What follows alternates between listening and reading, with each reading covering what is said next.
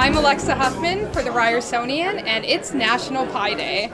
And I'm here with Pawel Pralat from Ryerson's Department of Mathematics. So why celebrate the number pi? What's the significance? Well, the number pi is, of course, one of the most important constants in mathematics, so we see it everywhere. So if you measure the area of the circle, or you want to see the volume of the ball, I guess you need pi. So we just try to kind of celebrate the most important digit, the most important number in mathematics. And we do it in March 14th, as you mentioned, and even more specifically, we do it at 1:59 p.m. because there's even three more digits in the approximation of pi. So not only are people eating pie to celebrate, but you also had a discussion about the numbers. So what are some of the things you talked about? Focused on things that are interesting for general public, right? So I didn't want to go into deep mathematics and bore the audience too much. Of course, that's perhaps exciting to us and to our students, but this talk was mostly tailored for people outside of mathematics. So I try to show some examples where pi number occurs in other fields like movies, books, and poems and things like that.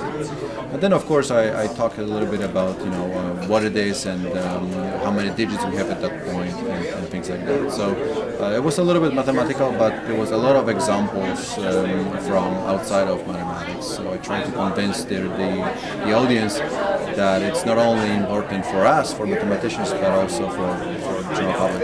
Okay. So what impact has pi had on our popular culture and then on society as well?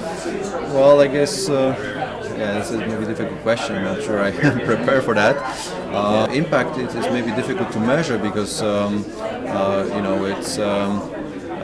it's maybe not that visible, right? You don't see pi every day, but in fact you do feel it and you experience it, because every time you, for example, see, I don't know, let's say, moving object in your video game, or you see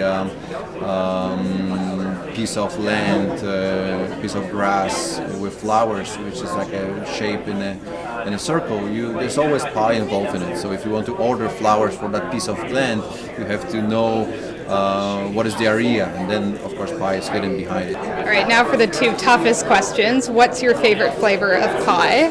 Well, I guess I like apple pie, so especially with a little bit of ice cream. That's, I guess, my specialty. All right, and then the last one, how far can you recite the number pi? Well, I guess maybe 12 or 15. It's 314 159 265 35 8979. I'm guessing now, so so hopefully that's partially correct. 314 159, that's for sure, but the rest I'm not positive. It should be fine. Well, it's definitely more than I know. I'm Alexa Huffman for the Ryersonian, and I'm going to go eat some pie. Cheers.